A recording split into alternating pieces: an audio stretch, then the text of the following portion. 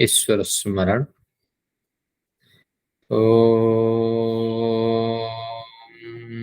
भूर्भुवः स्वः तत्सवितुर्वरेण्यं भर्गो देवस्य धीमहि धियो यो नः प्रचोदयात्। ओम शांति शांति शांति।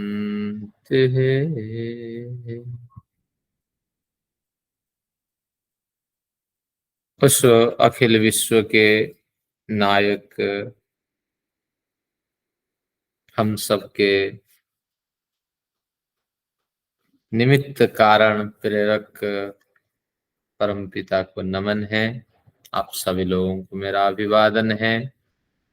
परमेश्वर की असीम अनुकंपा है हम सब पर, क्योंकि डिसकंटिन्यू में हमने गीता की कक्षाएं करते हुए तृतीय अध्याय को पूरा कर लिया है। पता नहीं लगा, हमने कुछ बड़ा श्रम किया है। इसी तरह ये क्रम चलता रहेगा।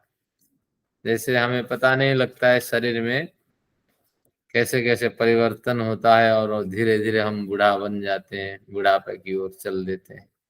तो ये संसार की ये स्थितियां हैं। कुछ तो अध्यात्म साहित्य में हमारा प्रवेश हुआ, हर एक श्लोक को हमने जानने का प्रयत्न किया है। तो अब चतुर्थ अध्याय में हमारा प्रवेश है। चतुर्थ अध्याय, अध्याय शब्द का जब मैंने गीता का प्रारंभ किया था उस दिन भी स्पष्ट कर दिया था। अधीते इति अध्याय, एक झटके में जिसका अध्ययन कर लिया जाए। तो एक झटके का मतलब है एक सीटिंग में, एक क्लास में। तो एक कंसेप्ट एक अध्याय में बिल्कुल होता है, और एक न हो करके, जैसे चतुर्थ अध्याय का विषय है ज्ञान कर्म संन्यास, तो 3 इसमें कंसेप्ट होंगे। कुछ ज्ञान के विषय मिलेंगे, कुछ कर्म के विषय में, कुछ संन्यास के विषय में। तो उसी तरह कई विषय होने पर भी जिसे एक सीटिंग में, एक कक्षा में, एक क्लास में पूरा कर ली जाती है, कर लिया जाता है, उसको हम अध्याय कहते हैं। और इसी तरह सर्ग भी कहीं कहीं उल्लेख मिलेगा। जैसे वाल्मीकि रामायण पढ़ेंगे, उसको कहते हैं सृज्यते इति सर्ग। एक नया क्रम की सृजना वहां होती है। नया क्रम, एक क्रम खत्म होता है, दूसरा क्रम शुरू होता है। तो क्रम यानी सीरियल, एक कैरेक्टर की बात करके दूसरे कैरेक्टर की बात भी उसी प्रकरण में कर दी जाती थी, तो इसलिए उसका नाम सर्ग है। तो हर पंक्ति अपने आप में महत्वपूर्ण है। तो बस एक झटके में तो हम नहीं पढ़ पाएंगे, लेकिन आज मैंने देखा था और प्रयत्न किया है कि 15 श्लोक तक आज ले लेंगे। आइए शुरू करते हैं। इसमें चतुर्थ अध्याय में श्री कृष्ण उवाच, श्री कृष्ण कह रहे हैं। अब मूल विषय को पकड़िए। कह कौन रहे हैं? व्यास कह रहे हैं। जब अपने विचार को रखेंगे तो कोई भूमिका तो बनानी चाहिए। तो कैरेक्टर इनके सामने 2 है, कृष्ण और अर्जुन। और उन दोनों को कहाँ व्यास जी ने खड़ा कर रखा है? लड़ाई के मैदान पे। अगर इसी तरह 700 श्लोक गीता में है और कृष्ण बोलते रहे और अर्जुन उसको सुनता रहा, तो निश्चित रूप से इन दोनों की जान खतरे में थी। लेकिन ऐसी बात नहीं है, इन्होंने कुछ नहीं बोला, या बोला भी है थोड़ी देर के लिए कुछ बोला होगा, 5-10 मिनट, इस तरह कुछ हुआ होगा। लेकिन ये जो सारे विषय है ये व्यास जी के अपने प्रौढ़ विचार हैं। और अगर कहते हैं कि अर्जुन को बदलने वाला मनस्तत्वविद कृष्ण थे, हम भी उसे मानते हैं। साथ में उस समय मनस्तत्व का बड़ा विकास हो गया था और उस रहस्य से भली भांति व्यास जी परिचित थे। व्यास को हम नकार नहीं सकते। व्यास के कितने ज्ञान है और कितने सुंदर विचार है। तो व्यास के विचारों से हम कृष्ण को समझते हैं। तो इस तरह आपको समझना पड़ेगा। तो अब व्यास जी अपने कैरेक्टर को के मुख से कहते हैं, कहलवाते हैं। क्या कहलवाते हैं? इमं विवस्वते योगम प्रोक्तवानहमव्ययम् विवस्वान मनवे प्राह मनुरिक्ष्वा कवे ब्रवीत्। इमं विवस्वते योगम प्रोक्तवानहमव्ययम् विवस्वान मनवे प्राह मनुरिक्ष्वा कवे ब्रवीत्। जब पूर्व प्रकरण में हमने ज्ञान योग कर्म योग का बढ़िया अध्ययन किया, पूर्व प्रकरणों में द्वितीय अध्याय ज्ञान योग का विषय था, कर्म योग का विषय था तृतीय अध्याय। तो अब ज्ञान कर्म संन्यास योग के प्रकरण में शुरू कर रहे हैं ये कि योग जो है, योग विद्या जो है, योग विद्या भी ज्ञान प्रदान करने के सहायक है, करने की सहायिका है। तो उस योग विद्या की किस तरह प्राप्ति हुई, योग विद्या किस तरह समाज में आती गई, इसके बारे में कहते हैं। योग विद्या का तात्पर्य यही है कि कर्म को ज्ञान प्रधान बनाकर जीवन में कैसे उतारा जाए। योग भी एक कर्म का निर्देश करता है, सुबह उठो सैर करो, तो ये एक योग है। तो ये कर्म का निर्देश करता है, और उस सैर में भी अगर नियमितता बनी रहेगी तो निश्चित रूप से लाभ होगा। नहीं तो सुबह आज 5 बजे, कल 10 बजे, परसों 12 बजे, नरसों सोते रहे तो कोई लाभ नहीं होगा। तो कर्म ज्ञान के सहारे जब व्यवहार में उतर जाता है, तब फिर आप समझना ये योग विद्या है।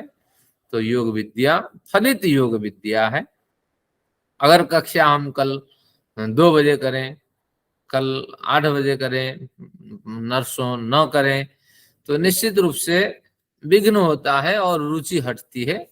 तो एक निरंतरता चली रहनी चाहिए, ये ज्ञान का ये कारण है।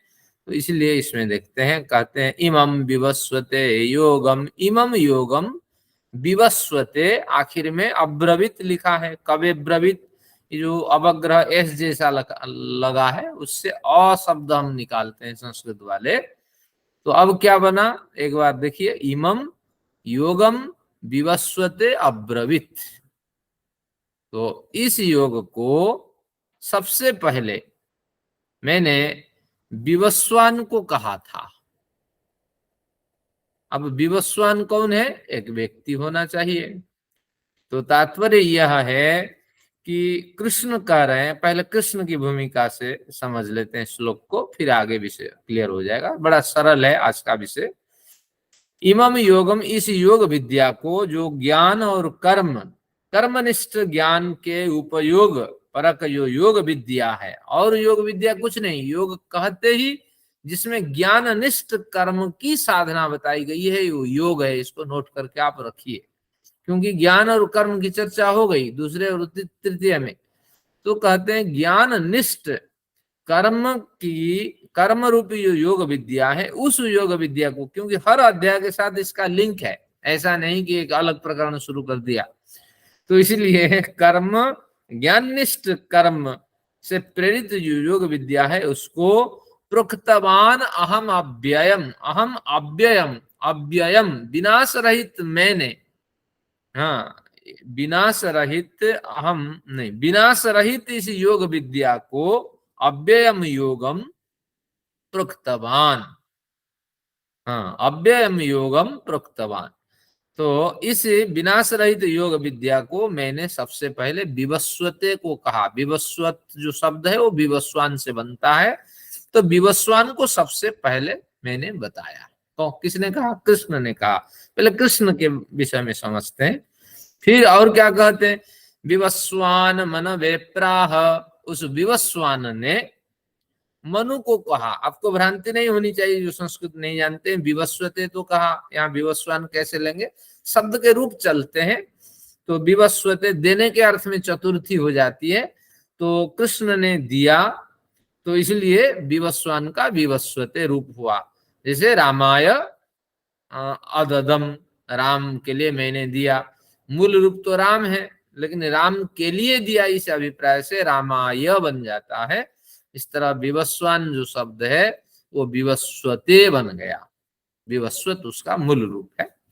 तो क्या बना, इस अव्यय योग विद्या का शिक्षण मैंने सबसे पहले इसको विवस्वान को दिया, और विवस्वान उस विद्या का प्रचार प्रसार करना चाहिए। जैसे मुझे किसी ने विद्या दी है तो मैं अब आपको पहुंचा रहा हूं, तो उसी तरह विवस्वान मन वेप्राह, विवस्वान ने मनु को कहा।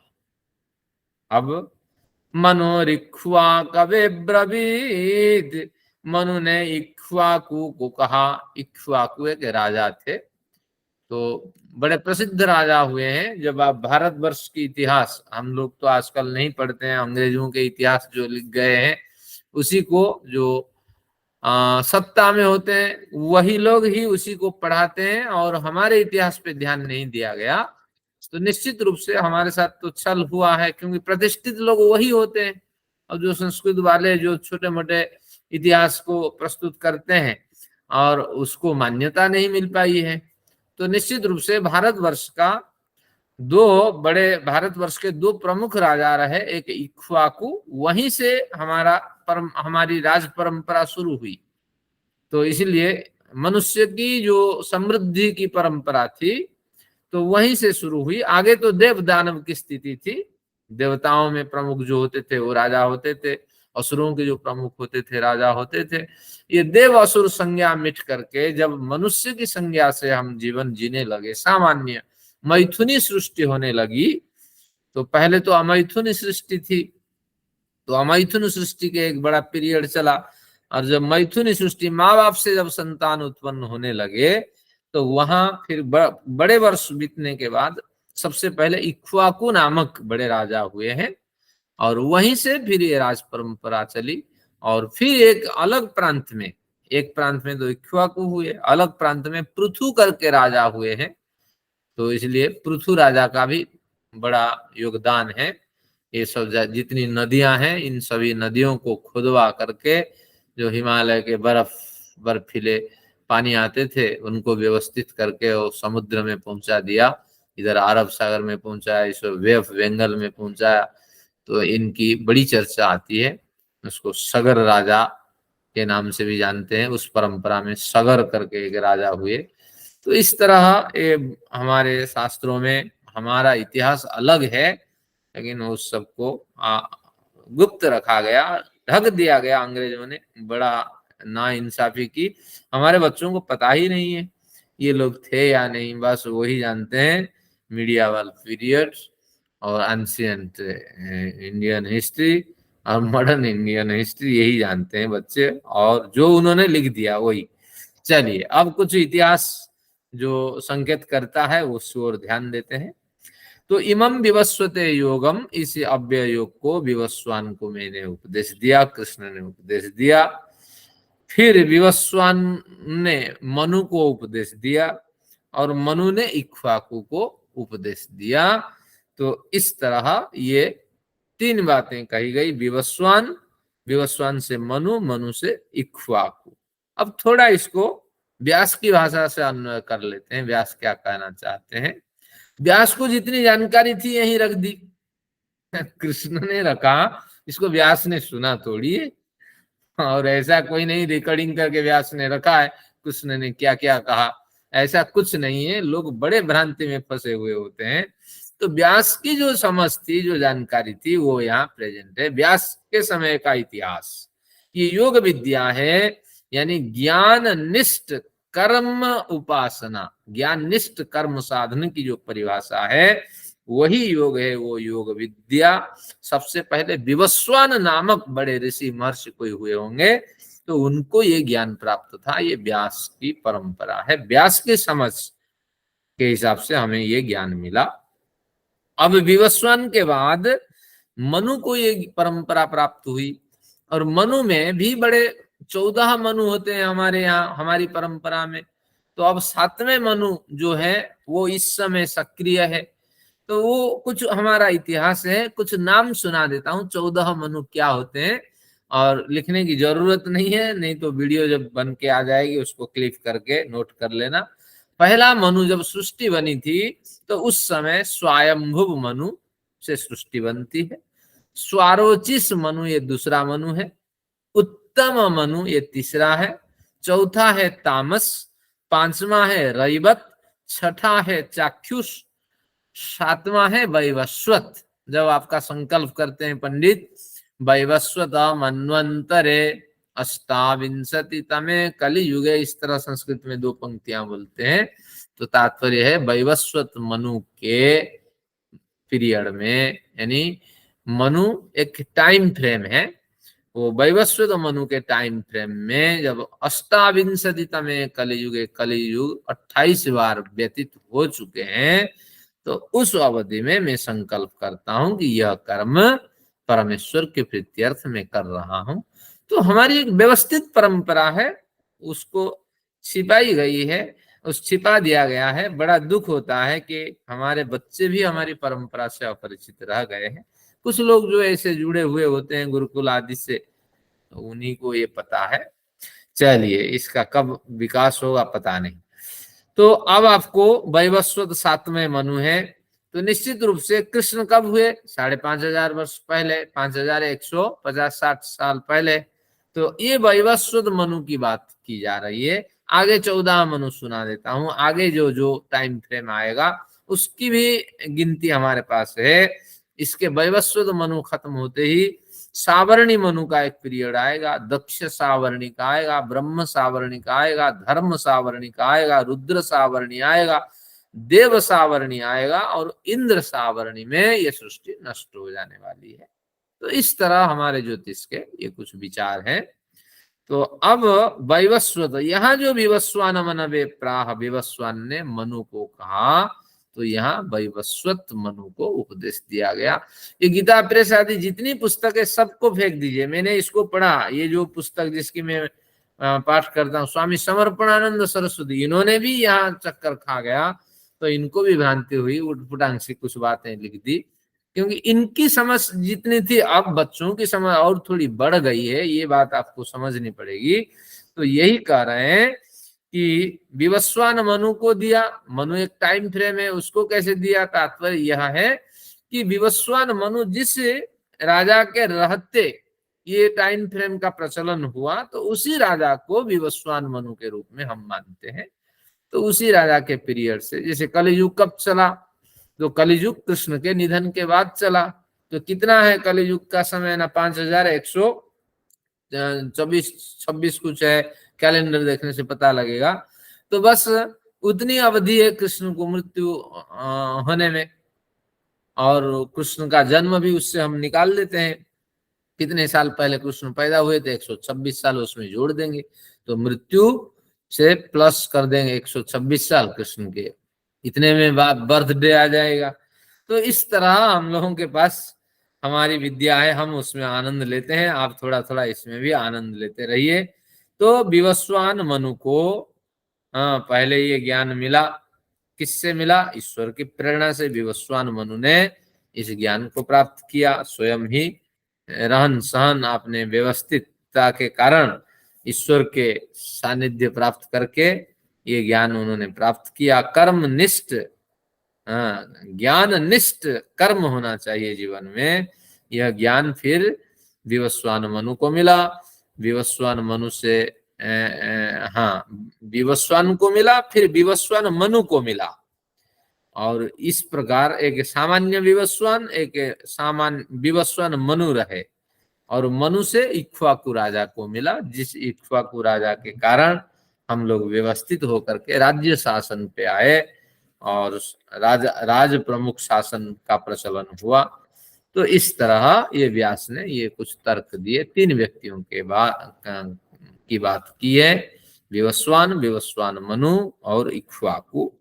फिर आगे व्यास क्या कहते हैं? व्यास को इतना इतिहास तो पता ही नहीं था, जितना संभव है उन्होंने लिख दिया। एवं परंपरा प्राप्त मिमं राजर्षयो विदुः सकाले नेह महता योगो नष्टः परन्तप। एवं परंपरा प्राप्त मिमं राजर्षयो विदुः सकाले नेह महता योगो नष्टः परंतप। हे परंतप, हे तप करने में श्रेष्ठ अर्जुन, मेरी बात सुनो। एवं परंपरा प्राप्तम इमं योगम राजर्षयो विदु। धीरे धीरे राजर्षियों ने इस विद्या का ग्रहण किया। राजर्षि का मतलब है कि राजा बन करके जो ऋषि प्रमुख जीवन जीने लगे, तो उन तक ये विद्या संप्रसारित होती रही। तो क्या तात्पर्य हुआ? विवश इक्ष्वाकु को प्राप्त हुआ। इक्ष्वाकु राजा था, हमारी परंपरा थी कि क्या थी? ब्रह्मचर्य जीवन जिया जाए, फिर गृहस्थ जीवन जिया जाए। आप राजा हो, ब्राह्मण हो, क्षत्रिय हो, वैश्य हो, किसी भी वर्ण के हो, शूद्र हो, तो आप पहले गृहस्थ जीवन, वानप्रस्थी से गृहस्थ बने। जब गृहस्थ समय आ जाए तो फिर वानप्रस्थी बन जाए और योग विद्या का आश्रय लें, अध्यात्म का चिंतन करें, और संभव है तो संन्यास में उतरे। अगर आपको लगता है कि ज्ञान निष्ठ हो करके आप कुछ समय जी सकेंगे और त्याग करके जीवन जी सकेंगे, तो फिर आप संन्यास में उतरे, नहीं तो बस इन्हीं विद्याओं की उपासना करते रहें। तो इसी तरह ज्यादातर राजर्षि लोग इस कार्य को कर पाते थे, क्योंकि भली भांति उनका गृहस्थ निर्वाह हो जाता था, उनको कोई कमी नहीं रहती थी। तो अपने बच्चों को, अपने योग्य व्यक्ति को सिलेक्शन करके ये राज्य छोड़ करके फिर इस विद्या का प्रचार प्रसार करते थे। तो इसी तरह राजर्षियों ने, यानी इक्ष्वाकु से उस वंश में आने वाले सभी राजा ने इसको ग्रहण किया, और फिर धीरे धीरे उनके जो छोटे छोटे राजा थे, सामंत राजा थे, तो राजर्षियों जो अध्यात्म जीवन में राजा बनकर के जो ऋषि बनने की काबिल रखते हैं, तो ऐसे लोगों तक ये विद्या का प्रचार प्रसार चलता रहा। कहां तक नाम गिनाए, व्यास यही कहते हैं। सकाले नेह महता योगो नष्ट परंतप। हे श्रेष्ठ तप करने वाले अर्जुन, स कालेन इह, इस पृथ्वी में, कालेन महता कालेन, एक बड़े समय तक प्रचार प्रसार होने के बाद, योगो नष्ट परंतप, वो योग नष्ट हो गया। नष्ट हो गया यानी लोगों ने उस योग शास्त्र पर इतनी रुचि नहीं रखी। योग क्या है? कि ज्ञान निष्ठ कर्म की उपासना करना है। और अगर ऐसे आप बड़े बड़े संस्थान में सेवा देते हैं और त्याग करते हैं, आपके पास ज्ञान नहीं, समझ नहीं, तो वो ज्यादा दिन नहीं टिकने वाला है। वो आप वाली है वो प्रवृत्ति। क्योंकि जैसे आपको निरादर मिलेगा, जैसे आपको असम्मान मिलेगा, जैसे आपको, आप जो इतना दान करते हैं, त्याग करते हैं, सेवा करते हैं, उसके बदौलत आपको बढ़िया रेस्पॉन्स नहीं मिलेगा, आप छोड़ देंगे। अरे समाज तो ऐसा ही है, कुत्ते की पूंछ की तरह, हाँ, हमेशा ही वो नकारने वाला होता है, इसलिए इस समाज में क्या सेवा दूं, ये भावना उठने लगेगी। तो ज्ञाननिष्ठ सेवा अगर होगी तो निश्चित रूप से उसमें सततता बनी रहेगी, तन्मयता बनी रहेगी, और निश्चित रूप से बड़ी रुचि और एकाग्रता के साथ उस कार्य को आप करते रहेंगे। जहां असम्मान मिला, लोकेशन बदलेंगे, लोगों के संपर्क बदल देंगे, जिन जिन से विवाद है, जिन जिन से बनता नहीं है, एक दूसरा मार्ग आप चुनेंगे और सेवा में लगे रहेंगे। तो इसलिए ध्यान रखना, योग वही होता है, बस सेवा वही होती है जो ज्ञान निष्ठ हो करके आप कर्म साधना में आप लगे रहते हैं। चलिए, तो अब 4 परंपराओं की बात हुई। विवस्वान, विवस्वान मनु, मनु से इक्ष्वाकु, इक्ष्वाकुओं से राजर्षि, राजर्षियों के बाद बड़े समय तक ये योग क्या हुआ? नष्ट की स्थिति में पहुंच गया। यानी लोगों ने इतनी एकाग्रता के साथ इसका आचरण नहीं किए। स एवायं मया तेद्य योगः प्रोगतः पुरातनः भगतोऽसि मे सखा चेति रहस्यं हेतदुत्तमम्। स एवायं मया तेद्य योगः प्रोगतः पुरातनः भगतोऽसि मे सखा चेति रहस्यं हेतदुत्तमम्। आप मेरे भक्त हो, आप मेरे सखा हो, इसलिए यह उत्तम विद्या मैंने आपको देने का प्रयत्न किया है, मैंने आपको देने के लिए निश्चय किया है।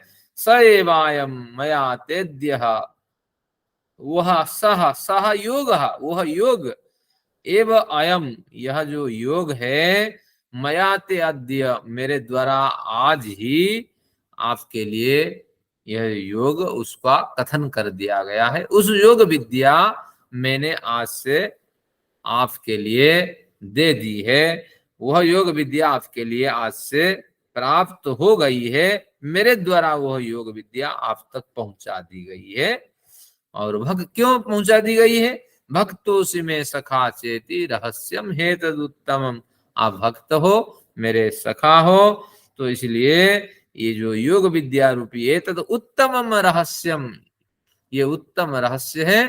तो इसलिए अपने प्रियजनों को हम उत्तम पदार्थ देते हैं ना, तो इसलिए उत्तम पदार्थ के रूप में मैंने आपको ये योग विद्या भेंट के रूप में दे दी है।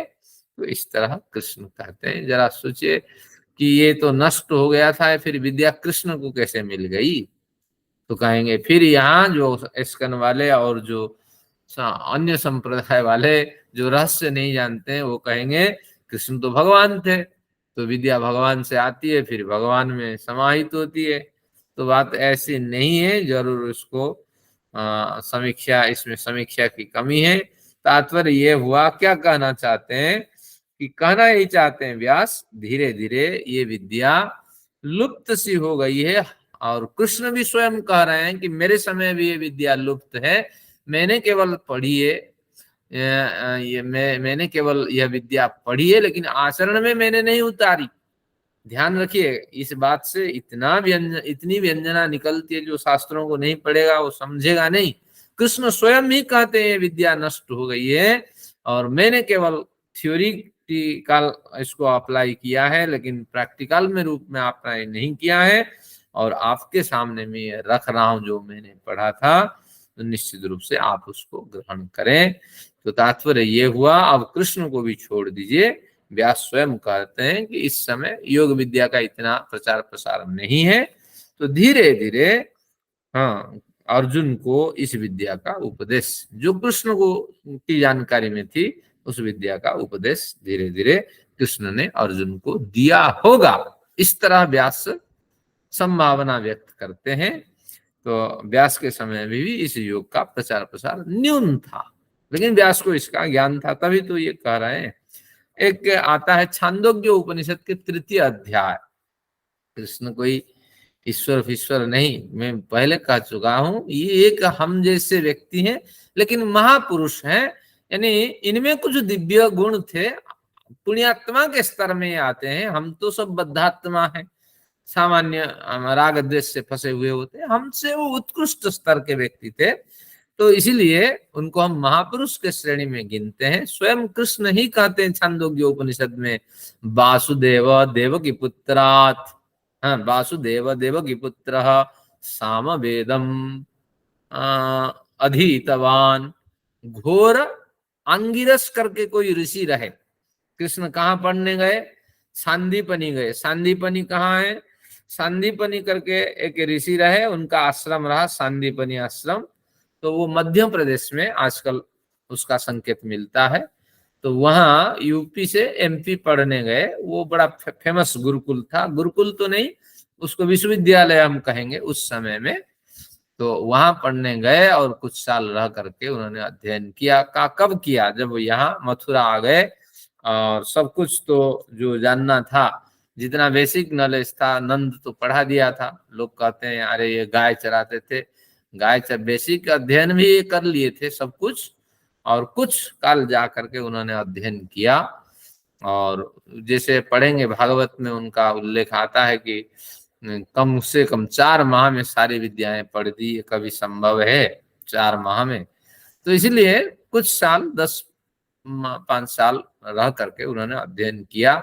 यहाँ बड़े हमारे शास्त्रों में इस तरह के जो प्रयोग है ना, ये आपको भ्रांति में डालने वाले हैं। तो इसलिए आपको अपने ढंग से, और एक व्यवस्थित धरातल पे, जैसे न्याय दर्शन हम पढ़ते हैं, वो यथार्थता का प्रदान करता है ज्ञान, तो उस धरातल पे सोचिएगा। तो देवकी पुत्र वासुदेव ने घोर अंगिरस से सामवेद का अध्ययन किया था। तो उस समय घोर अंगिरस सामवेद के बड़े आचार्य हुआ करते थे। इस तरह संकेत मिलता है छांदोग्य उपनिषद से। चलिए, तो इस तरह योग विद्या भी उन्होंने उन्हीं दिनों सीखी होगी, या यहाँ रह करके भी नंद के गृह में कुछ योग विद्या तो सीखी होगी। भाला लाठी चलाना ये तो सीख चुके थे, तभी तो उन्होंने जो उसमें मल्ल होते थे 8 मल्लों को मार डाला। तो इसलिए बेसिक ज्ञान सब था अक्षर ज्ञान के साथ, और जो आपने आत्मरक्षा के ज्ञान सब प्राप्त कर चुके थे।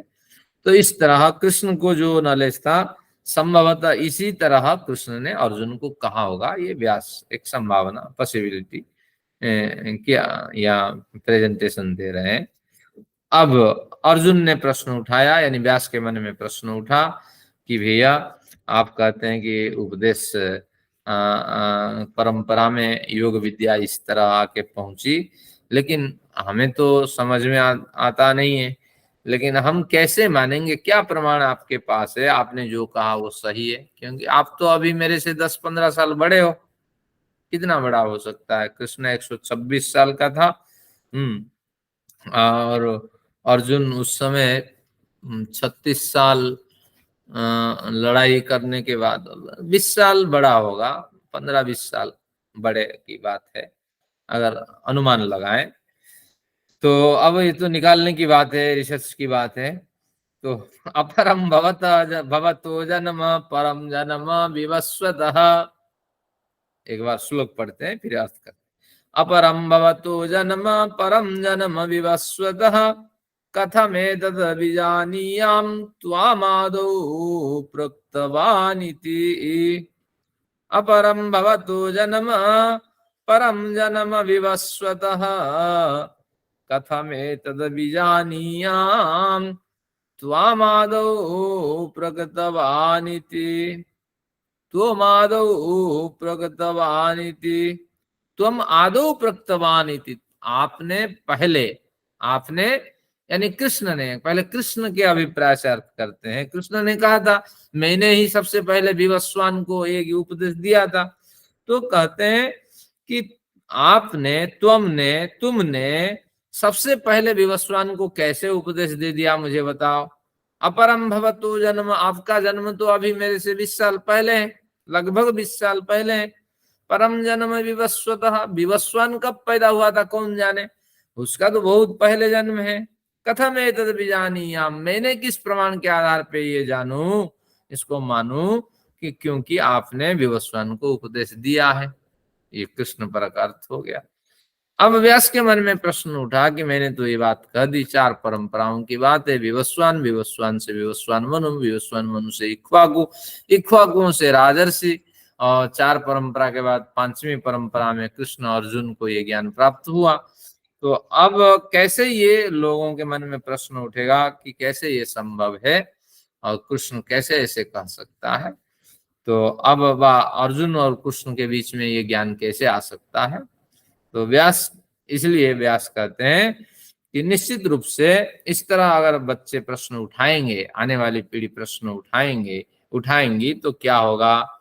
बहुनि में व्यतीतानि जन्मानि तव चार्जुन, कृष्ण कहते हैं बहुनि में व्यतीतानि जन्मानि तव चार्जुन तान्यहं वेद सर्वाणि न त्वं वेत्थ परन्तप।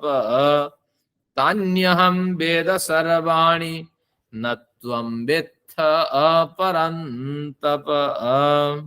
पहले कृष्ण की भाषा में अनुवाद कर लेते हैं। जहां जहां कृष्ण अर्जुन संवाद आता है ना, वहां वहां हमें थोड़ा विवेक करना होता है। कृष्ण की भाषा में बहुनि में व्यतीतानि जन्मानि तव चार्जुन, है अर्जुन मैं, मेरे द्वारा मेरे बहुत जन्म व्यतीत हो गए हैं, यानी मैंने बहुत जन्म लिए हैं। तब चार्जुन, तुम्हारे भी बड़े जन्म व्यतीत हो गए हैं अर्जुन। तन्ने हम वेद सर्वाणि, मैं अपने व्यतीत जन्मों को जानता हूं। न तुम वेत्थ परंतप, तुम लेकिन नहीं जानते हो, हे तप में श्रेष्ठ पुरुष, तुम नहीं जानते हो और मैं जानता हूं। अब दर्शन शास्त्र यहाँ हमला करेगा जबरदस्त कि ऐसा कोई सृष्टि में व्यक्ति नहीं है जो अपने पूर्व जन्म के बारे में जानता हो। दर्शन शास्त्र अध्ययन बड़े आवश्यक है जीवन को बदलने के लिए। ऐसा कोई व्यक्ति नहीं है कि पूर्व जन्म को जान सके, क्योंकि जैसा आपका शरीर पूर्व जन्म से छूटता है, केवल संस्कार वहां से लेकर के ये अंतःकरण निकलते हैं। नए शरीर में नए स्लेट के साथ आपकी यात्रा शुरू होती है। पूर्व संस्कार आपको स्मरण नहीं होते। अगर कृष्ण कहते हैं तो फिर यहाँ आप जो सामान्य लोग हैं वो भी दर्शन पड़े हुए, वो आरोप लगाते हैं ये ईश्वर है। भैया ईश्वर जन्म क्यों ले? क्या जरूरत है ईश्वर को जन्म लेने की? है रावण को मारने के लिए, कंस को मारने के लिए? अरे ईश्वर वहीं से संकेत कर देते हैं, रावण और कंस की मृत्यु हो जाती, संकेत मात्र से इतनी बड़ी सृष्टि बन जाती है। इतना बड़ा सूर्य इतने करोड़ों साल तक चमकता है ईश्वर की प्रेरणा मात्र से। ईश्वर को जन्म ले करके, पत्नी को खो करके, जंगल में रो करके, जरासंध से लड़ाई करके और द्वारका में जा करके तूफान में मर क्यों जाना होता है? कष्ट नहीं होगा क्या ईश्वर को? जब द्वारका में मारे गए तो कष्ट नहीं हुआ होगा? तो निश्चित रूप से ये सब भ्रांतियां हैं। तात्पर्य इतनी है कि हमारे बड़े जन्म व्यतीत हो गए हैं। हे अर्जुन, तुम्हारे भी बड़े जन्म व्यतीत हो गए, हमारे भी बड़े जन्म व्यतीत हो गए हैं। अब मैं जानता हूं, तुम नहीं जानते हो। इसका अर्थ है, व्यास यही कहना चाहते हैं कि ईश्वर निश्चित रूप से क्या करते हैं कि योग्य व्यक्ति को अपना ज्ञान पहुंचाते हैं। ये पूरा का पूरा जो श्लोक है निरर्थक है। केवल सारांश यहाँ से ले लीजिए कि ईश्वर योग्य व्यक्ति तक ज्ञान पहुंचाता है जब हम में पात्रता हो जाती है। पढ़िए ना, क्या कहता है उपनिषद, क्या कहती है कि नायम आत्मा प्रवचने न लभ्य। ये जो आत्मा है यानी परमात्मा है, बड़े उपदेश देने और सुनने के पश्चात इस परमात्मा का आप दर्शन नहीं कर पाएंगे, परमात्मा का साक्षात्कार नहीं हो पाएगा। न मेधया, आप मेधावी बन जाइए फिर भी नहीं परमात्मा का साक्षात्कार होगा। न बहुनाश्रिते, न वेदों का बड़ा अभ्यास करिए, कुछ भी नहीं होगा। यमेव ईसा वृणुते तेन लभ्य। ईश्वर की कृपा से जब आप में पात्रता हो जाएगी, ईश्वर आपका वर्ण करेंगे, तो उस समय आपको स्पष्ट होगा। नानक को स्पष्ट हुआ, एक नई दिशा दी। दयानंद को स्पष्ट हुआ, एक नई दिशा दी। शंकर को स्पष्ट हुआ, 8 साल से घर छोड़कर भागा, उसको भी इस तरह का अनुभव हुआ। तो जब हमें पात्रता हो जाती है तो ईश्वर स्वयं ही हमारे सामने प्रकट होते हैं। ईश्वर की प्रेरणा से हम वाइब्रेट होने लगते हैं और उसमें परिवर्तन होता है। तो ऐसी स्थिति जब हमें मिल जाएगी तो बस ये विद्या हमें अपने आप मिलती चली जाएगी। तो ईश्वर आकर के विद्या देते नहीं है, पात्रता जब हमारे अंदर होती है, अगर इस जन्म में नहीं हुई अगले जन्म में पात्रता होगी। अगर शुरू में जिनको ज्ञान मिला वो हजारों जन्म से पहले उनकी पात्रता सक्रिय थी। तो इस तरह आपको मान के चलना पड़ेगा। तो ईश्वर ने योग्य व्यक्ति पे पात्रता होने पर इस ज्ञान को पहुंचाया। तो इसलिए अगर प्रश्न उठता है कृष्ण को ये ज्ञान कहाँ से मिला, कि मुझे परंपरा से ज्ञान प्राप्त हुआ और योग्यता प्राप्त होने पर ये ज्ञान हर योग्य व्यक्ति को मिलता है। तो इस तरह आपको समझना। एक उदाहरण से आपको स्पष्ट करता हूं। देखिए, गाय, बैल, बकरी, भैंस, ये सब सेक्सियोलॉजी का अध्ययन नहीं करते हैं, लेकिन एक समय आने पर उनके भी बच्चे होते हैं, उनकी भी एक प्रजनन की क्षमता का विकास होता है। उनको ये ज्ञान देना नहीं पड़ता। आज तो अमेरिका में बड़े इंस्टीट्यूट है, इसके बिना हम अध्ययन नहीं कर पाएंगे। इसका अध्ययन प्रचार प्रसार होना चाहिए, बड़ा वर्ग तैयार है, लेकिन पशुओं को शिक्षा देना नहीं पड़ती। ये निश्चित रूप से आपको ये समझना होगा कि एक पात्रता आ जाने पर ये विद्या स्वयं ही गृहीत हो जाती है और इसके लिए कोई बड़ी खोज करने की आवश्यकता नहीं। तो मनुष्य समाज के कल्याण के लिए जो निरंतर पुण्यात्मा व्यक्ति होते हैं तो उनको ये ज्ञान मिलते रहते हैं और ये ज्ञान धीरे धीरे धीरे धीरे वहां से फिर सामान्य वर्गों तक चला जाता है। ये इसकी परंपरा है। जो नहीं जानते हैं वो त्रुटि करते हैं। तो मेरे इतने जन्म बीत गए, आपके इतने जन्म बीत गए, ये पूरी पंक्ति का यही अर्थ है कि पात्रता आने पर ये ज्ञान योग्य व्यक्ति तक पहुंच जाता है। और मुझे भी ये ज्ञान मेरे पात्रता के आधार पर मिला था और मैं समझता हूं तुम्हें ये ज्ञान देने से तुझमें पात्रता उत्पन्न हो जाएगी। तो इसलिए इस तरह मैं तुम्हें ज्ञान संप्रेषित करता हूं। और मैंने भी ये सुना है, कृष्ण निश्चित रूप से अगर इस तरह कहीं बात हुई होगी, कृष्ण ने कहा कि ज्ञान के सुना, कर्णाकर्णी न्याय से मैंने यही सुना कि सबसे पहले विवस्वान, विवस्वान के बाद विवस्वान मनु, मनु से इक्ष्वाकु, इक्ष्वाकु से राजर्षि, राजर्षि के बाद इनका बड़ा प्रचार प्रसार नहीं हुआ, लेकिन योग नष्ट नहीं हुआ। योगो नष्ट परंतप लिखा है, लेकिन यहाँ योग नष्ट नहीं हुआ, शिथिल होकर के ये केवल थ्योरिटिकल एस्पेक्ट के बल पे टिका हुआ है। और उस योग का ज्ञान मैं तुम्हें दे रहा हूं। हर कर्म आप ज्ञान निष्ठ होकर के करें।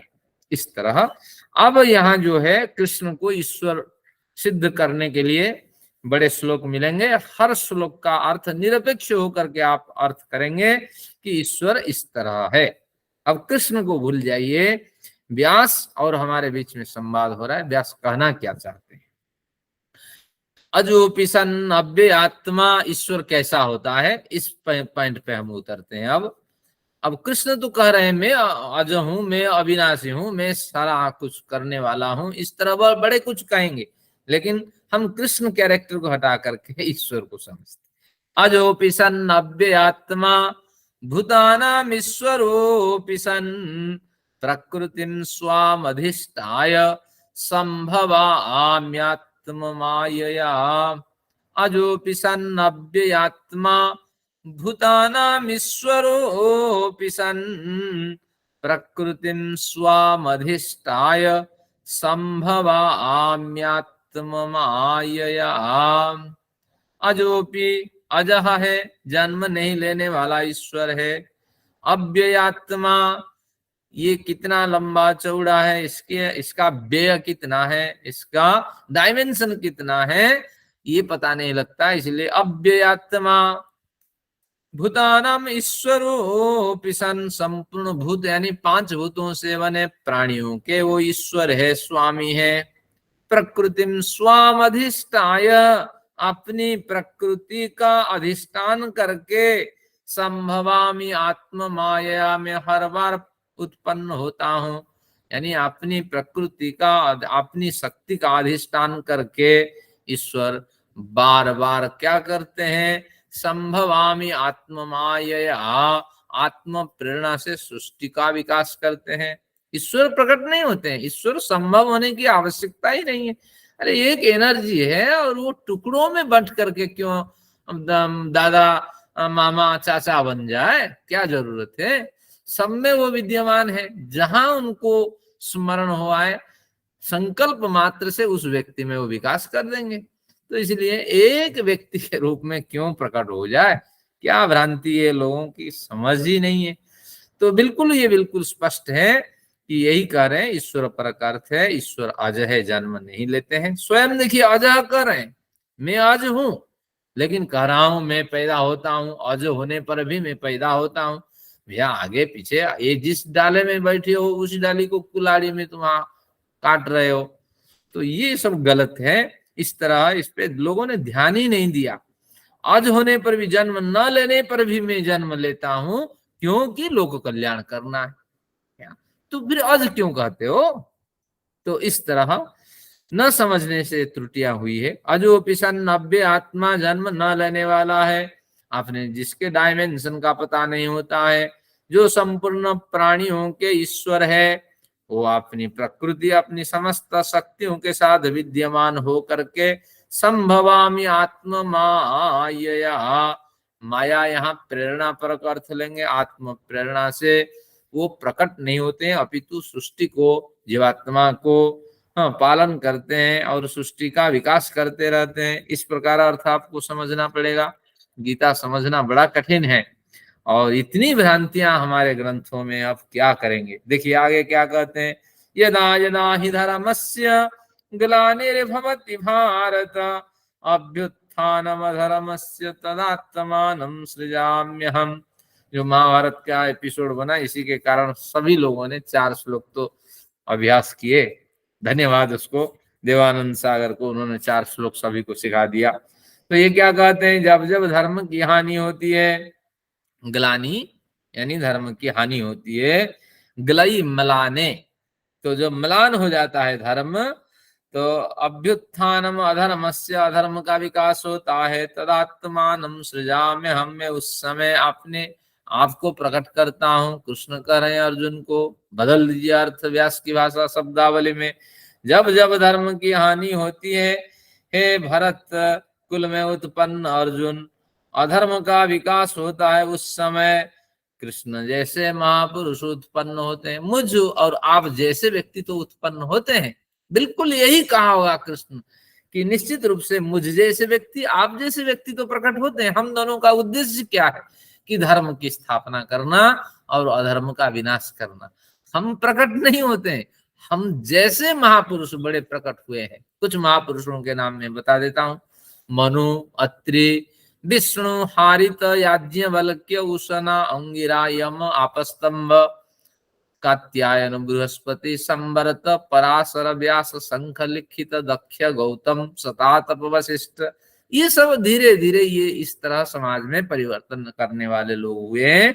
तो इसी तरह आपको यहाँ समझना कि कृष्ण जैसे महापुरुष प्रकट होते हैं, या व्यास की शब्दावली में अगर अनुवाद करें, क्योंकि व्यास कृष्ण को बढ़ा चढ़ा के कह रहे हैं, तो व्यास की शब्दावली में ही होगा कि अर्जुन को कह रहे हैं, अर्जुन तो नहीं कह रहे हैं, यानी व्यास की अपनी शब्दावली यही है कि कृष्ण जैसे महापुरुष प्रकट होते हैं। कृष्ण स्वयं ही कह रहा है ना, मैं प्रकट होता हूं, यानी कृष्ण जैसे महापुरुष प्रकट होते हैं, ये व्यास कह रहे हैं। ईश्वर सर्वभूता, हाँ आगे, संभवाम्यात्म मायया,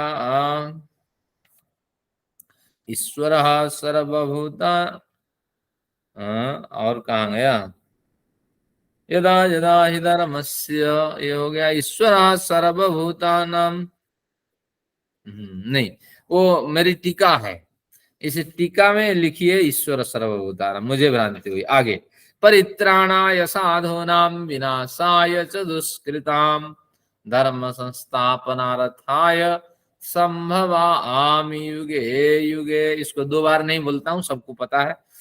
तो साधुओं का विनाश करते हैं ये लोग उत्पन्न होकर के, कृष्ण जैसे महापुरुष। विनाशाय च दुष्कृताम, दुष्कृतों का विनाश करते हैं। धर्म संस्थापनार्थाय, धर्म का की संस्थापना करते हैं। संभवामि युगे युगे, हर युग युग में, हर टाइम फ्रेम पे ऐसे लोग प्रकट होते हैं। कृष्ण प्रकट नहीं होते, इस बात को हटा दीजिए, काम खत्म। सिंपल सी बात है, व्यास कह रहे हैं, कहा कृष्ण ने ऐसे कहा, व्यास ने सुना, कौन सी रिकॉर्डिंग है। यहाँ तो व्यास कहते हैं भैया हम कैसे मान लें, विवस्वान मनु को आपने ज्ञान दिया है, न कहे मैं अनेक जन्म ले चुका हूं, मुझे सब जानकारी है। स्वयं ही व्यास प्रश्न उठाते हैं और व्यास पे हम आरोप लगाते हैं, भैया कृष्ण कब प्रकट होते हैं, संभवामि युगे युगे, कब कहा था, क्या प्रमाण है आपके पास।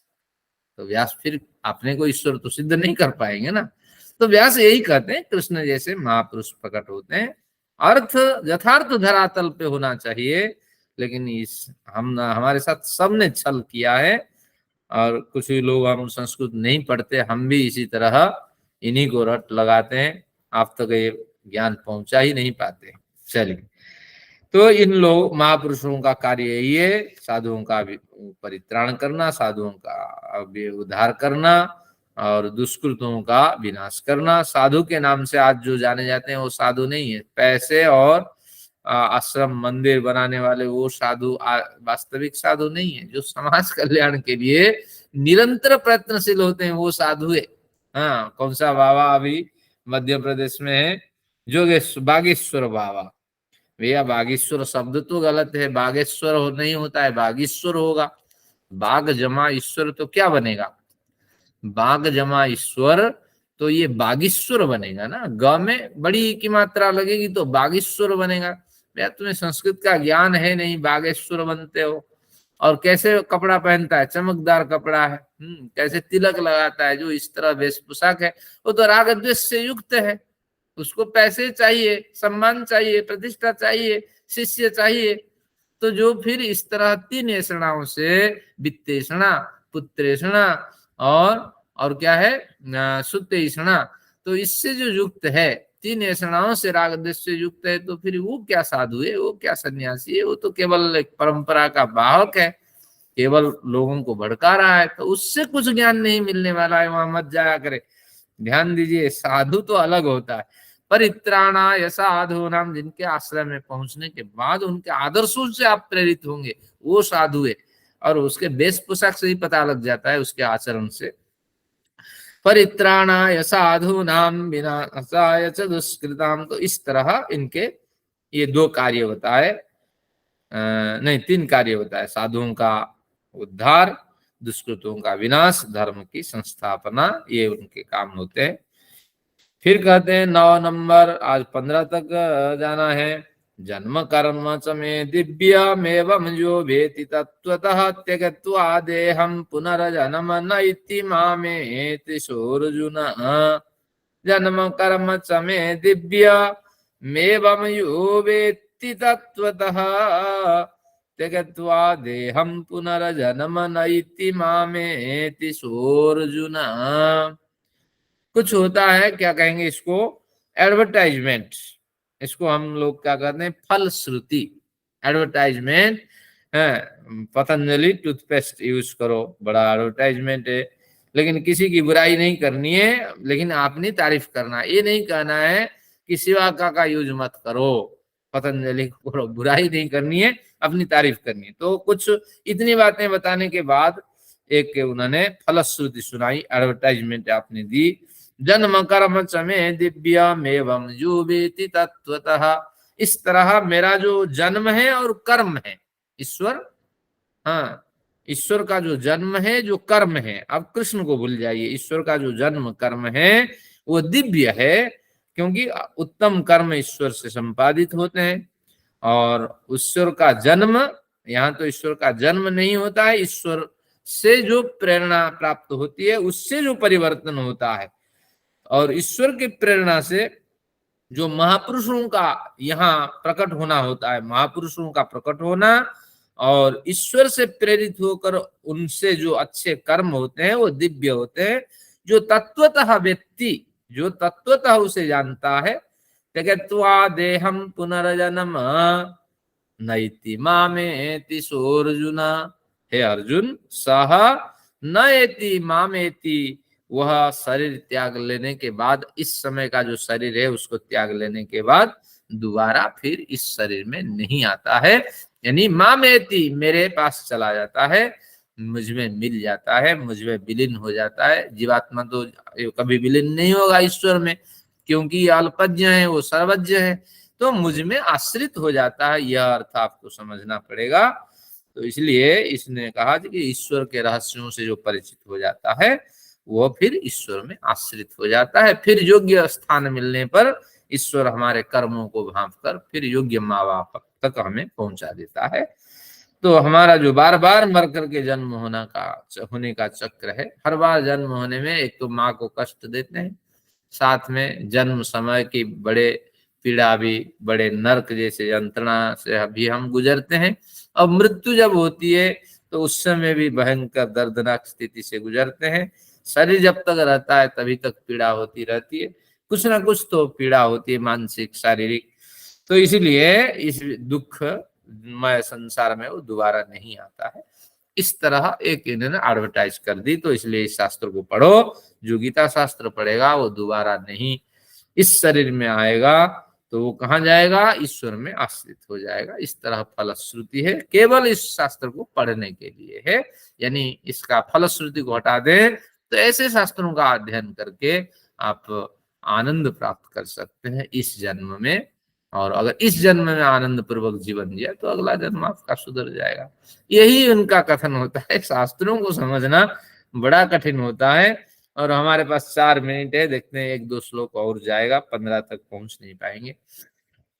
बीतराग भय क्रोधा मनमया मामुपाश्रिता बहवो ज्ञान तपसा पुता मदभावमागता। तो मैं का जो शब्द है, कृष्ण के शब्द को हटाने से क्या अर्थ बनेगा, बीतराग भय क्रोधा, जिन्होंने राग भय और क्रोध इन तीनों को छोड़ दिया है। इस तरह बीतराग भय क्रोध के की चर्चा पहले आ चुकी है। तो इसलिए क्या है श्लोक, हाँ अविस्मरण आ जाएगा, मैं बताऊंगा। तो जिन्होंने राग, भय और क्रोध का त्याग दिया है, मन मया मुझ में मन लगा लिया है, माम उपाश्रिता मेरी उपासना करता हुआ मुझ में जो आश्रित रहना चाहता है, या जो जिन्होंने मुझे ही आश्रय के रूप में ग्रहण कर लिया है, वह वो ज्ञान तपसा, ज्ञान और तपसा से पूता जो पवित्र हो चुके हैं, ऐसे बहुत लोग वह मद भाव मागता, मेरे भाव में, मेरे स्वरूप में आज आ गए हैं। ऐसे बड़े सज्जन लोग मेरे स्वरूप को प्राप्त कर चुके हैं, यानी मुझ में आश्रित हो चुके हैं। तो अगर व्यास की शब्दावली में अन्वय करें तो जो अच्छे व्यक्ति हैं, भय, क्रोध और राग से जो रहित हैं, ईश्वरमय जिनके विचार हैं, ईश्वर में जो हमेशा आश्रित रहते हैं, क्योंकि ईश्वर ही परम आश्रय है, God is ultimate source, support है। तो इस तरह हानि और लाभ सब ईश्वर को समर्पित करके जो जीवन जीते हैं, ज्ञान तपसा, ज्ञान यज्ञों का निरंतर अनुष्ठान करते हैं, आर्ष साहित्य का स्वाध्याय करके, तो ऐसे बड़े सज्जन लोग ईश्वर में आश्रित हो चुके हैं, इस तरह व्यास कहते हैं। तो कृष्ण में आश्रित हो चुके हैं ये बात नहीं है, ईश्वर में आश्रित हो चुके हैं, ये बात समझना है।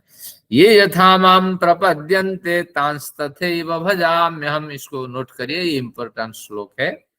ये यथा माम प्रपद्यन्ते तांस तथैव भजाम्यहम्, जो जैसे मुझे, माम प्रपद्यन्ते मेरी शरणागति को प्राप्त, प्रपद्यन्ते शब्द का अर्थ शरण को प्राप्त करना। तो यो यथा माम प्रपद्यन्ते, जिसने जैसे जैसी मेरी शरणागति को प्राप्त की, जिस भावना से, जितनी तीव्रता के साथ शरणागति को प्राप्त की, तांस तथैव भजाम्यहम्, मैं उसको भज सेवायाम, मैं उसकी सेवा ऐसी ही करता हूं। क्योंकि बड़े लोग हैं, धन कमाने के लिए बड़े स्वांग रचते हैं और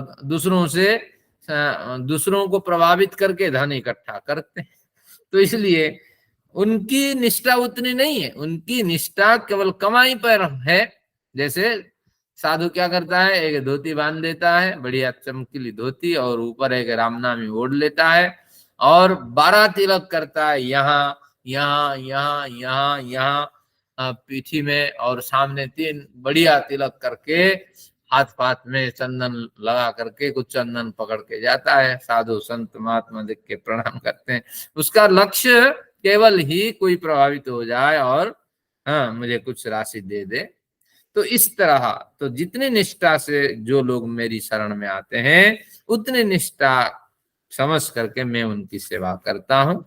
मम वर्तमान वर्तन्ते मनुष्या पार्थ सर्वसः, हे पार्थ सर्वसः सभी ओर से मनुष्य मम वर्तमान वर्तन्ते, मनुष्य मेरे मार्ग की ओर जाने की चेष्टा करते हैं। हम सभी उसी मार्ग पे चल रहे होते हैं, कोई 40 की स्पीड में चल रहा होता है, कोई 10 की स्पीड में, कोई तो अभी चलने का विचार बना रहा है, कोई 1 नंबर स्पीड पे भी चल रहा है। सभी हमारी यात्रा जहां से हुई थी उस ओर है, लेकिन स्पीड के हिसाब से, निष्ठा के हिसाब से मैं उसको फल देता हूं।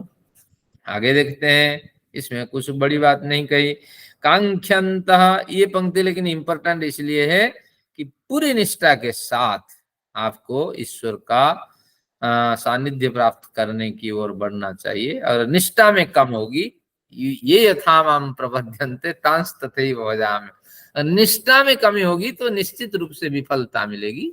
निष्ठा पूरी होनी चाहिए, और इसलिए व्यवस्थित होकर के निर्दिष्ट समय निकालिए और उस निर्दिष्ट समय में उपासना करें और ईश्वर स्मरण करें। कुछ भी हो जाए, लेकिन जब तक मैंने ईश्वर का स्मरण नहीं किया है, जल ग्रहण नहीं करूंगा या नाश्ता ग्रहण नहीं करूंगा। जल तो ग्रहण करेंगे, उसके बिना तो आपके मोशंस क्लियर नहीं होंगे।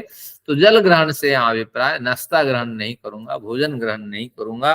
तो पूरी निष्ठा के साथ अगर आपका जीवन ढलेगा तब जाके विकास होगा, नहीं तो बस आज माफ कर देना, कल पूजा करूंगा, कल 108 गायत्री का पाठ करूंगा, तो बस आपकी इस तरह यात्रा काम नहीं आने वाली।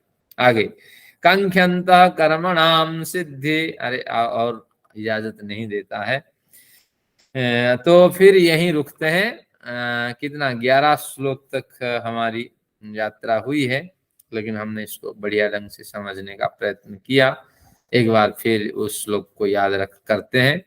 ये यथा माम प्रपद्यन्ते तांस्तथैव भजाम्यहम्। जो जैसे ईश्वर की जितनी निष्ठा के साथ उपासना करता है, ईश्वर की शरणागति प्राप्त करने की ओर बढ़ता है, ईश्वर उतनी निष्ठा के साथ उसको विविध सेवाएं और विविध भोग और उतनी निष्ठा के साथ उसके सानिध्य में ईश्वर उपलब्ध होते हैं। तो इसलिए अनेक लोग मम वर्तमान वर्तन्ते मनुष्या पार्थ सर्वस, है पार्थ सभी ओर से सभी लोग मेरी ओर यात्रा करते हैं, क्योंकि यात्रा दूसरे मार्ग में है ही नहीं। लेकिन कोई अभी यात्रा के लिए मन बनाता है, कोई कोई 1-2 स्पीड पे चलता है, कोई 20 स्पीड पे चलते हैं, और हम सब जो बैठे हुए हैं 4-5 स्पीड पे अभी हमारी यात्रा चल रही है। जब हमें 99 स्पीड मिलेगी तब जाके हमें थोड़ी थोड़ी सुगंधी आने लगेगी। तो चलिए, जितना भी हो सके हमने कुछ समय दिया आज साहित्य के स्वाध्याय के लिए। और अधिक निष्ठा और अधिक एकाग्रता से हमें ईश्वर की ओर बढ़ना चाहिए। तो आज के इस श्लोक से हमें प्रेरणा मिली। तो आज की कक्षाएं समाप्त करते हैं। आप सभी लोगों का बहुत बहुत धन्यवाद। अब सत्र समाप्त करते हैं, शांति पाठ, और फिर जिनको जाना है तो जा सकते हैं।